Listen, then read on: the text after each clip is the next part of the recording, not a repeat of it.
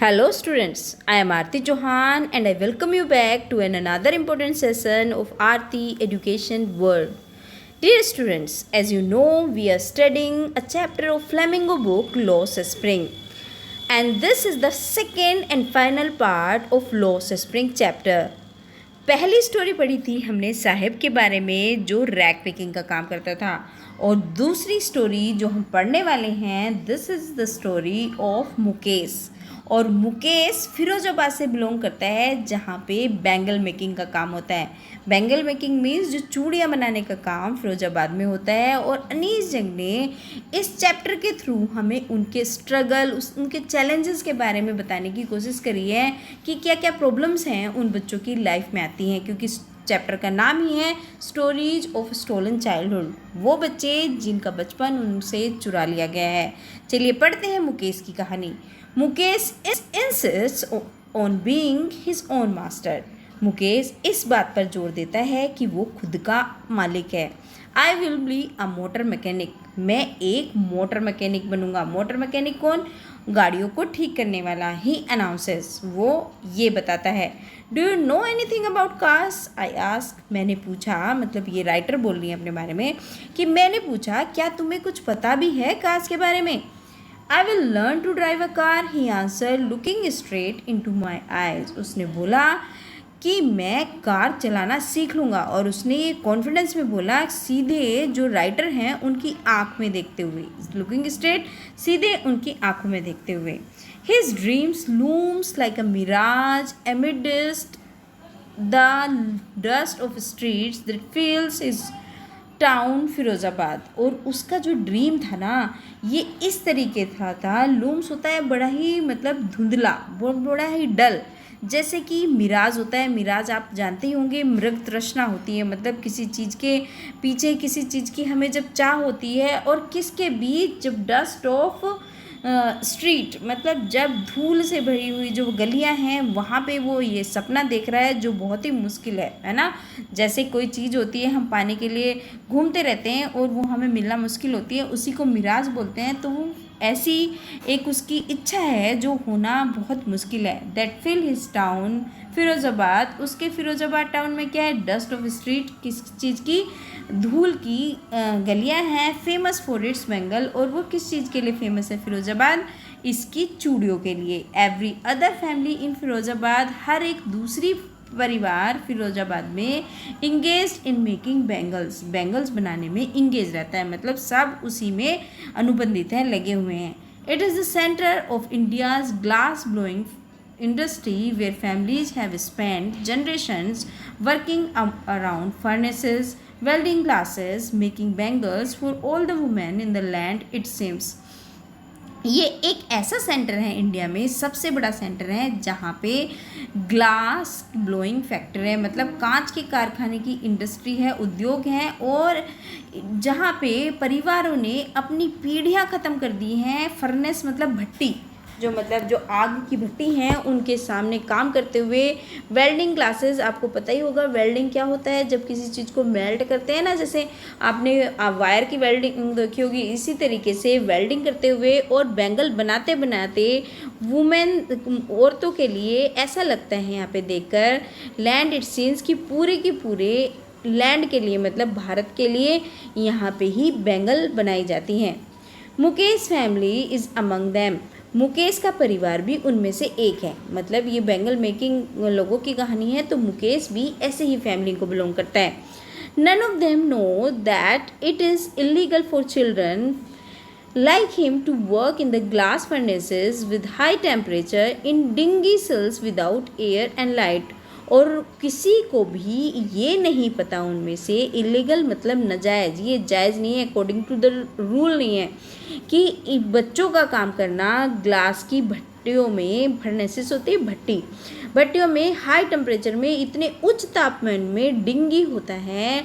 Dinghy का मतलब होता है मतलब जो सेल्स होता है, जो एक छोटे छोटे जो उनके अंधेरे से भरे हुए, डिंगी सेल्स का मतलब अंधेरे से भरे हुए जो कोठड़ियाँ हैं, जो छोटे छोटे रूम हैं, उनमें ना हवा आती है ना उसमें लाइट आती है, ऐसी चीज़ों में काम करना उनके लिए नाजायज़ है, ये तो उन्हें पता भी नहीं। दैट द लॉ, जो लॉ है उसके खिलाफ है। That the law if in force could get him and all those 20,000 children out of the hot furnaces where they slog their daylight hours। और वो कहते हैं अगर लॉ इन पे इन्फोर्स कर दिया जाए, इम्प्लीमेंट कर दिया जाए, मजबूर कर दिया जाए उस लॉ के हिसाब से, तो उसके जैसे 20,000 बच्चे, कितने 20,000 बच्चे इन हॉट, ये गर्म भट्टियों पे काम करने से बच जाएंगे, जो दिन के पूरे घंटे बचाते हैं। Often losing the brightness of their eyes, और हमेशा उनके आँखों की रोशनी चली जाती है। Mukesh eyes beams as he volunteers to take me home.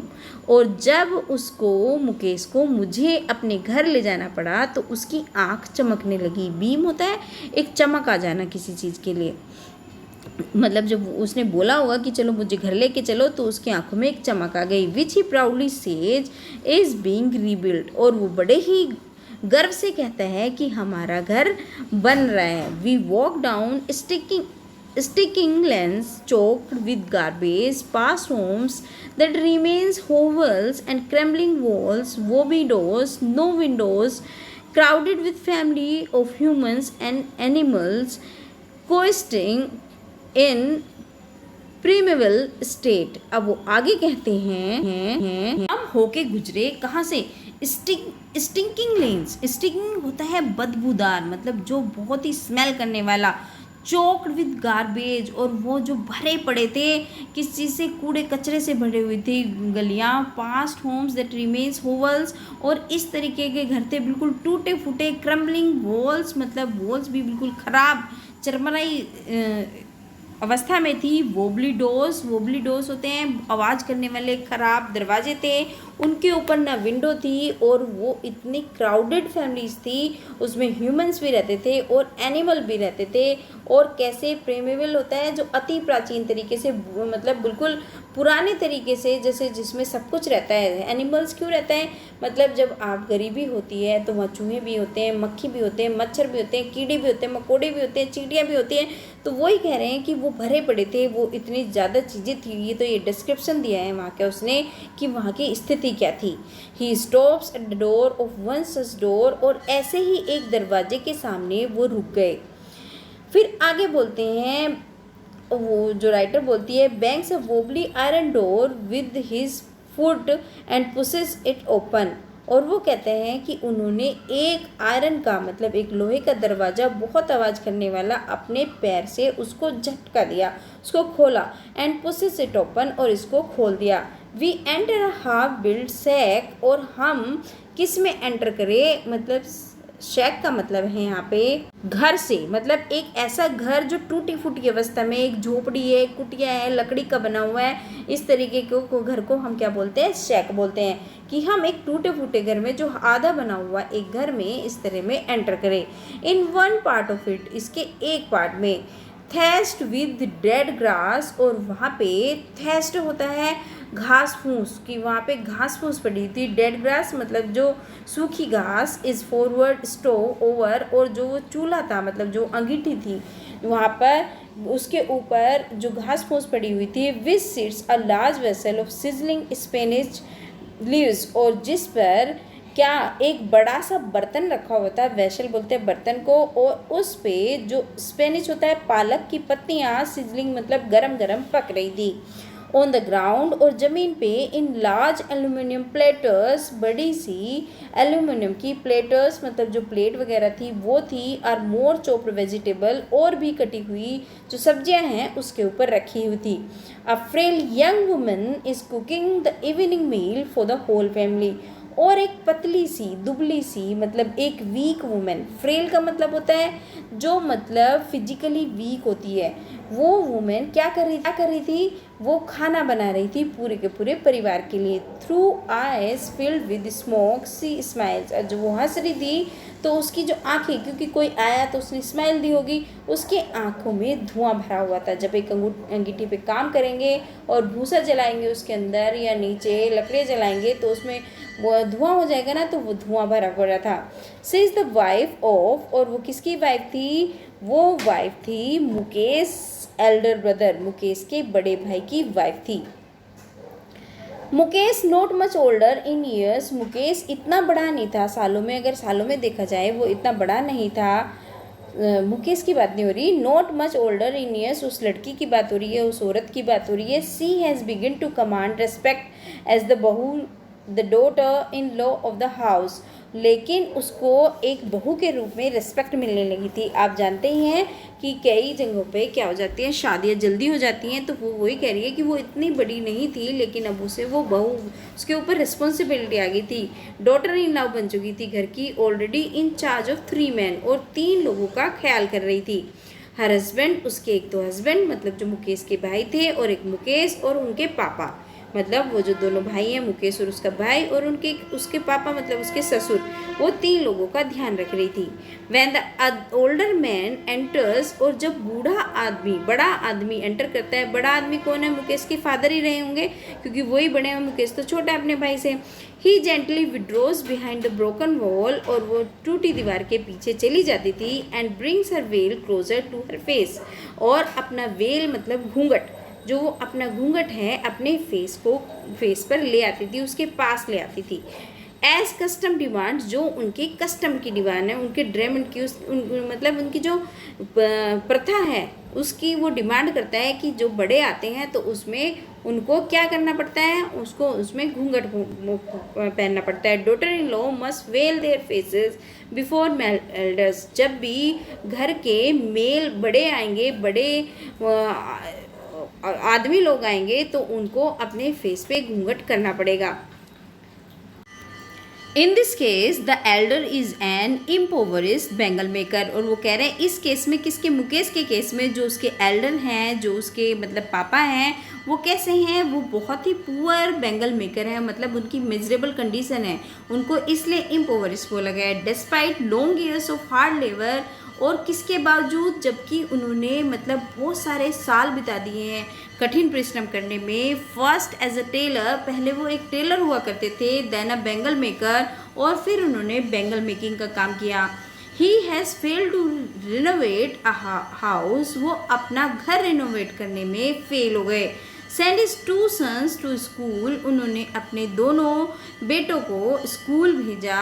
All he has manage to do is teach them what he knows, और केवल वो इतना मैनेज कर पाए उनको सिखाने में, the art of making bangles, केवल वो इतना ही मैनेज कर पाए कि जो वो करते हैं वो भी अपने बच्चों को सिखा पाए, मतलब कि वो चूड़ियाँ बनाना। It is his karma, his destinies, says Mukesh grandmother, who has watched her own husband go blind with the dust from polishing the glass of bangles.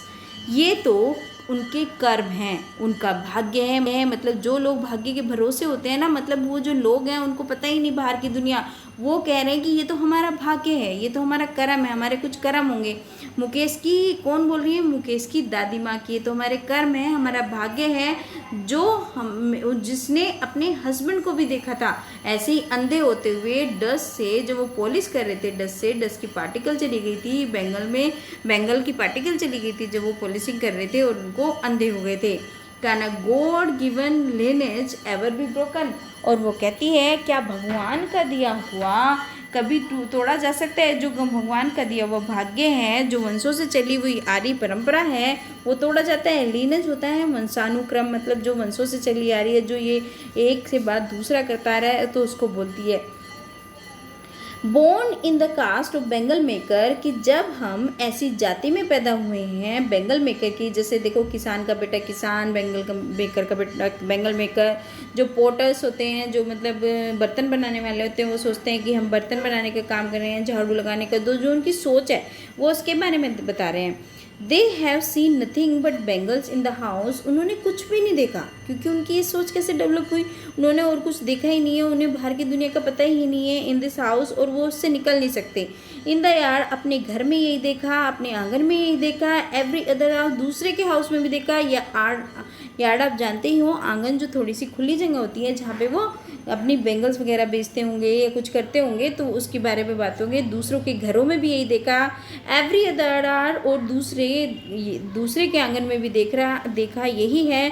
Every street में फिरोजाबाद की उन्होंने यही सब देखा है। स्पाइरल्स और बेंगल्स, और बेंगल के स्पाइरल्स ढेर लगे हुए, मतलब ऐसे गोल गोल गोल ऐसे घुमावदार, तो वो उसको कह रहे हैं स्पाइरल्स।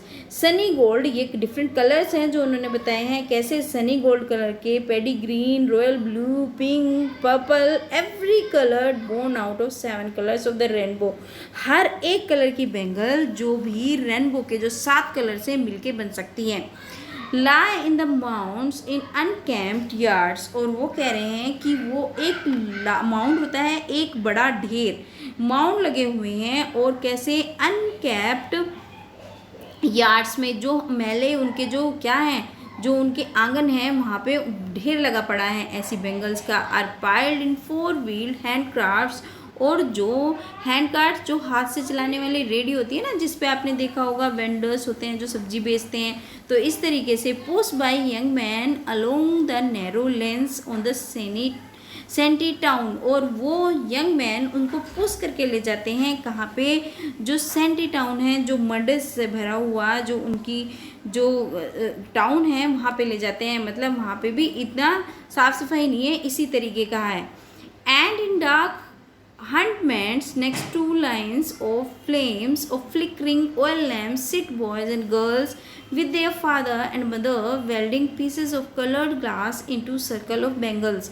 अब वो कहते हैं कि इनके जो ये अंधेरे से बड़ी हुई हटमेंट्स, इनकी जो झोपड़ियाँ हैं, कुटियाँ हैं या घर हैं, हर एक क्या बैठ जाता है, फ्लेम्स के आगे, ऑयल लैम्प्स के आगे। मतलब जैसे वो होते हैं ना आपके, क्या कहते हैं, मिट्टी का तेल डाल देते हैं, लैम्प होती है, लैंटर्न होती है, तो उनके सामने बैठ जाते हैं लड़के और लड़कियां बैठ जाते हैं अपने मम्मी पापा के साथ, और वेल्डिंग करते रहते हैं पीसीस को, जो चूड़ियाँ होती है ना उसमें जो जोड़ आता है उसकी, वो वेल्डिंग करते रहते हैं। ग्लास को सर्कल के, जो बेंगल का एक सर्कल जैसे बेंगल होती है, आपने देखा होगा कि कहीं पे जोड़ होता है, तो उस जोड़ को यहाँ पे वेल्ड कर दिया, तो उस चीज़ की बात कर रहे हैं। Their eyes are more adjusted to the dark than to the light outside. वो कहते हैं उनकी आंख भी ना अब ज़्यादा एडजस्ट किस में हो गई है, अंधेरे में हो गई है। लाइट आउटसाइड, बाहर की लाइट से उन्हें अब ज़्यादा दिक्कत होती है, क्योंकि उनकी जो आंखें हैं उसमें एडजस्ट हो चुकी हैं। That is why they often end up losing their eyesight before they become adult. इसी वजह से क्या होता है कि वो अपनी आँख खो देते हैं, मतलब ब्लाइंडनेस आ जाती है उन पे एडल्ट होने से पहले ही, मतलब वो किशोरावस्था में भी नहीं पहुंचते और उनकी आंखें खराब हो जाती हैं। अब होंगी जो 2 डिफरेंट कंडीशन है, क्योंकि आइज़ क्यों चाहिए, लाइट चाहिए, और वो लाइट उन्हें या तो एक्सट्रीम मिलती है या बिल्कुल अंधेरे में रहते हैं, तो इस वजह से उनकी आँखें खराब हो जाती हैं। Savita, a young girl in a dark pink dress suits alongside an older woman soldering pieces of glasses. अब वो बोलती हैं सविता, एक जो यंग गर्ल है, मतलब एक छोटी लड़की है, वो उसने एक पिंक कलर की एक डल ड्रेस पहन रखी है, अपनी एक बड़ी बूढ़ी औरत के साथ में बैठी है, मतलब जो घर की बड़ी होगी उसके साथ में बैठी है, और वो जो पीस हैं बेंगल के, जो चूड़ियाँ हैं, उनको वो सोल्डिंग कर रही है, उसमें काम करा रही है। एक नुकीले सा एक इंस्ट्रूमेंट होता है, उससे करते हैं। As her hands move mechanically, उसके हाथ तो चल रहे हैं like the tongs of machine, जैसे मशीन के टोंग्स चलते हैं, मशीन के जैसे हाथ चलते हैं ना, उसी तरीके से उसके चल रहे हैं। I wonder if she knows the scarcity of the bangle she helps make. और वो कहते हैं कि मुझे आश्चर्य होता है कि उसको उसकी स्कैंसिटी, मतलब उसकी सेंसिटी के बारे में, मतलब उसकी जो पवित्रता है उसका कितना मायना है, जो बेंगल, क्योंकि बेंगल क्या है, इंडिया में सुहाग की निशानी मानी जाती है। जो औरतें होती हैं अपने सुहाग को दिखाने के लिए कि सब कुछ ठीक चल रहा है, इस वजह से पहनती है। It symbolise an Indian women सुहाग। ये देखो आगे आई कि एक औरत के सुहाग को बताती हैं ये। ऑक्यूपेशियस इन मैरिज, और मैरिज के अवसरों पे ये बड़ी ही मतलब शुभ मानी जाती है ये सब. It will dawn on her suddenly one day when her head is draped with red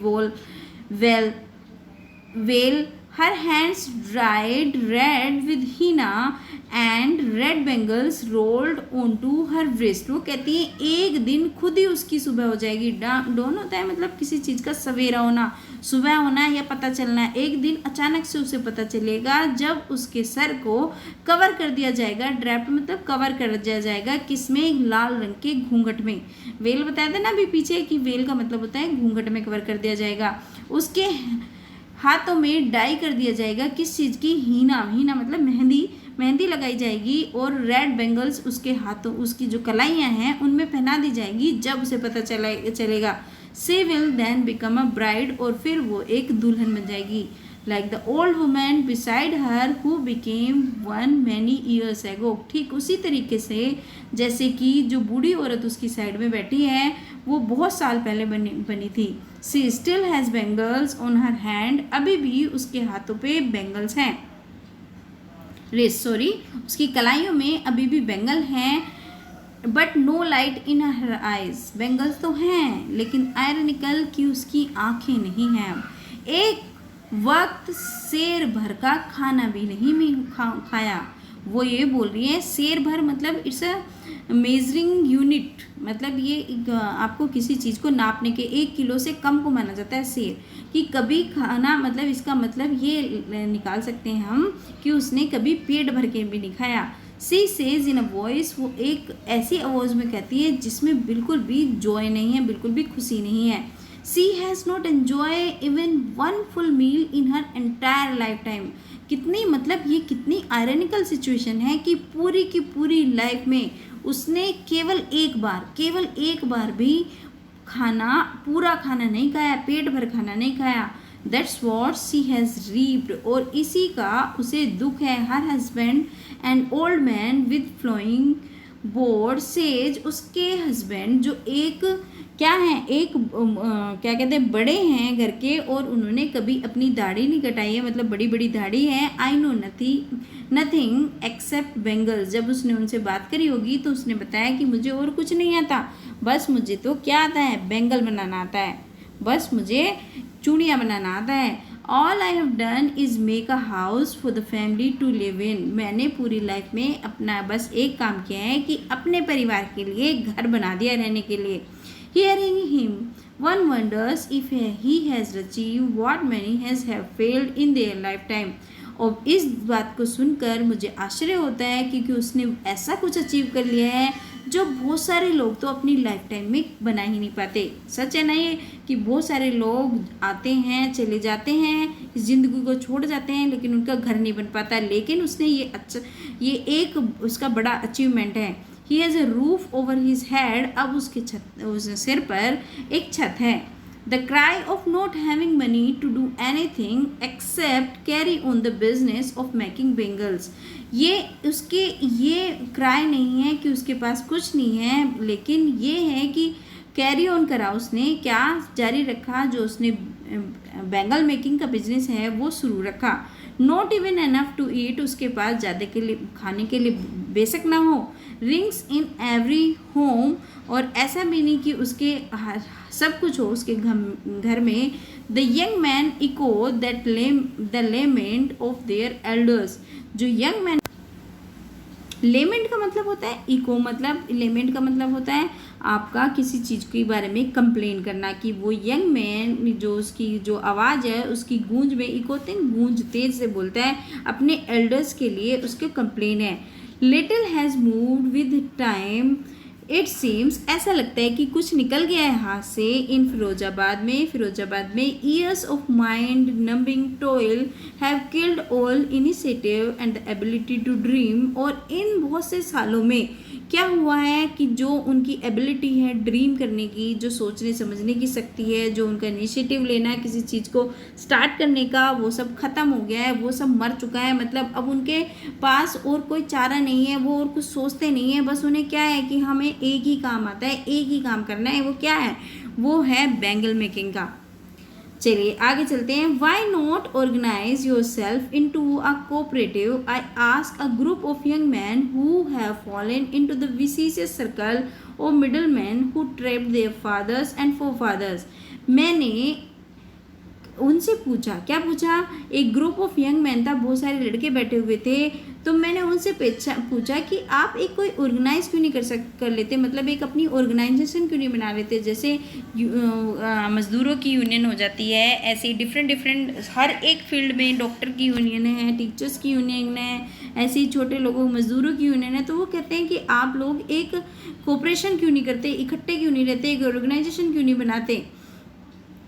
अब वो आगे बोलते हैं who have fallen into vicious circle of middlemen, क्योंकि वो जो बीच के आदमी हैं उनके ट्रैप में, उनके जाल में फंस जाते थे। उनके जो पापा हैं, उनके फोर फादर्स, जो उनके पूर्वज हैं, उनके विसीसियस होते हैं, मतलब उनके खराब, उनका क्रूर, जो वो खराब मतलब उन बुरे लोगों के बीच में फंस जाते थे। बीच के लोग उनका ज़्यादा फ़ायदा उठाते थे।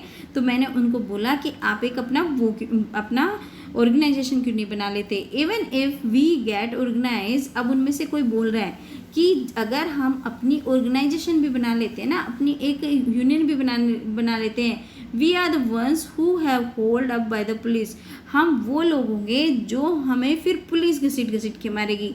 Beaten and drag to jail for doing nothing something illegal, और हमें वो पीट के ले जाएगी जेल में कि तुम इलीगल कर रहे हो। क्योंकि पुलिस क्यों ले जाएगी अगर बीच के लोग नहीं होंगे, जो बीच के लोग जो खिला देते हैं पुलिस को या कुछ भी कर देते हैं, क्योंकि वो लोग बहुत सारे तो इलीगल ही हैं, क्योंकि बच्चे काम करते हैं, ये सब काम करते हैं, तो ये भी उनके लिए प्रॉब्लम है। अगर वो इस काम को ना करें तो और समस्या।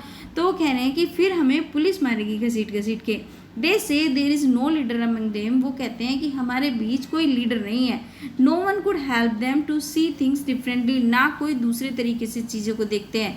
There fathers are as tried as they are, उनके जैसे वो कोशिश कर रहे हैं ऐसे ही उनके जो पापा लोग हैं, जो उनके पूर्वज हैं, उन्होंने भी करा। They talk endlessly in a spiral that moves from poverty to apathy to greed and to injustice, और उनके पास बात करने के लिए एंडलेसली मतलब जो कभी ना ख़त्म होने वाली कौन सी बातें, जो उनकी जो घुमावदार बातें, जो जैसे कि उनकी गरीबी के बारे में वो बात कर सकते हैं, अपनी जो उनके इनजस्टिस हो रहा है, जो उनके साथ अन्याय हो रहा है, उसके बारे में बात कर सकते हैं। Listening to them I see two distinct word, उनको सुनकर मुझे दो वर्ड पता चले।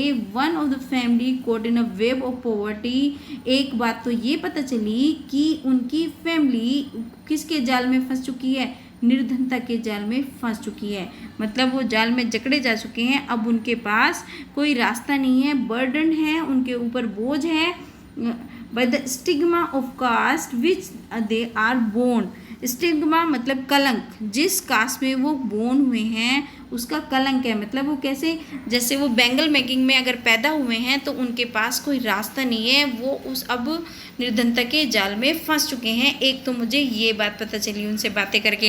And the other a vicious circle of the sahukars, और दूसरी बात मुझे ये पता चली कि एक क्रूर सर्कल है उनके चारों तरफ, साहूकार्स का, जो मनी वनी देते हैं ना,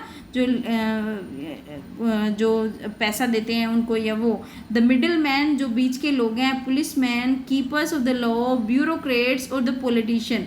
ये मतलब वो कहते हैं कि दो चीज़ें हैं, एक तो वो निर्धनता के जाल में फंस चुके हैं क्योंकि उन्होंने यहाँ पे एक जन्म लिया, उनके ऊपर ये कलंक लगा हुआ है कि वो बैंगल मेकर के यहाँ पे जन्म लिए, और दूसरी चीज़ ये है कि वो इस चीज़ में फंसे हुए हैं, जो साहूकार्स हैं, मिडल मैन है, पुलिस मैन है, कीपर्स ऑफ लॉ, ब्यूरोक्रेट्स है, पॉलिटिशियन है, वो उनका नाजायज फ़ायदा उठाते हैं।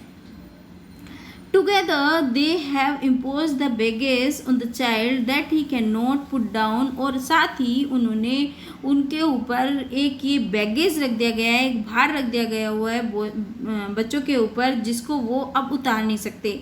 Before he is aware he accepted as naturally as his father, और वो उस चीज़ को अवेयर होने से पहले, मतलब बिना जाने ही वो इस चीज़ को बिल्कुल स्वाभाविक तरीके से उसको एक्सेप्ट कर लेते हैं कि यही है हमारी डेस्टिनी, यही करना है हमको।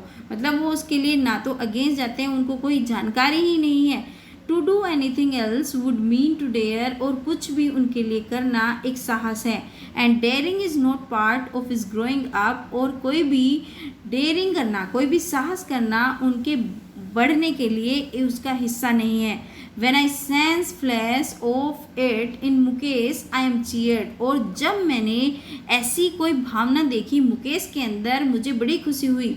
I want to be a motor mechanic, he repeats, वो दोबारा कहता है कि मैं ना एक मोटर मैकेनिक बनना चाहता हूँ। He will go to a garage, वो गैराज में जाएगा and learn, और सीखेगा, but the garage is a long way from his home, लेकिन जो गैराज है उसके घर से बहुत दूर है।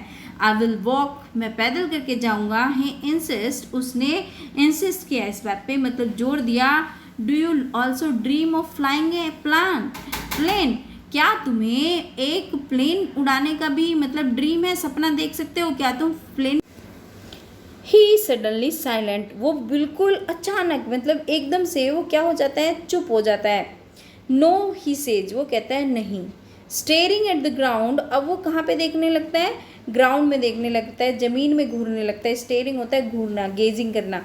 इन इज स्मॉल मर्मर देयर, और वो अपनी छोटी सी बुदबुदाहट में कहता है, there is an embarrassment that has not yet turn into regret, उसके अंदर थोड़ी शर्मिंदगी थी लेकिन वो अभी रिग्रेट में नहीं बदली थी, मतलब पछतावे में भी नहीं बदली थी। He is content to dream of cars, और उसको इस बात का संतोष था कि वो उसको किस चीज़ का सपना है, कार चलाने का सपना है। That he sees hurdling down the street of his town, few aeroplanes fly over Firozabad, और वो अपनी स्ट्रीट में हमेशा क्या देखा करता था, जो ये आपकी कार है उसको हमेशा देखा करता था। हर्डलिंग का मतलब होता है डेंजर से, मतलब कि वो आती हुई, क्योंकि गाड़ियों से भी तो थोड़ा डर होता है ना, तो उस चीज़ को बोल रहे हैं। Few aeroplanes fly over Firozabad, और फिरोज़ाबाद के ऊपर से भी कुछ एरोप्लेन उड़ा करते थे, मतलब एरोप्लेन भी उड़ते हैं वहाँ से, लेकिन वो उसको सपना किस चीज़ का है, उसको कार के जो उसका सपना देखा उसने, वो उससे संतुष्ट है कि मैं कार चलाऊँगा। तो अनीस जंग को भी ये अच्छा लगता है कि कम से कम उस जगह पे कोई तो है जो मतलब इस चीज़ से निकलने को सोच रहा है। तो ये आपकी चैप्टर का एक्सप्लेनेशन था। अब हम इसके इम्पोर्टेंट क्वेश्चन आंसर्स देखेंगे जो एग्ज़ाम पॉइंट ऑफ व्यू से इम्पोर्टेंट हैं। लेकिन उससे पहले अगर आपको मेरा पढ़ाया हुआ अच्छा लगता है, समझ में आता है, तो प्लीज़ लाइक कर दीजिए, कमेंट कर दीजिए, और चैनल पे अगर आप नए हैं तो चैनल को सब्सक्राइब करना बिल्कुल ना भूलें। चलिए देखते हैं इसके question answers. So students, these are the important question answers जो आपके बोर्ड पॉइंट ऑफ व्यू से इम्पोर्टेंट हैं।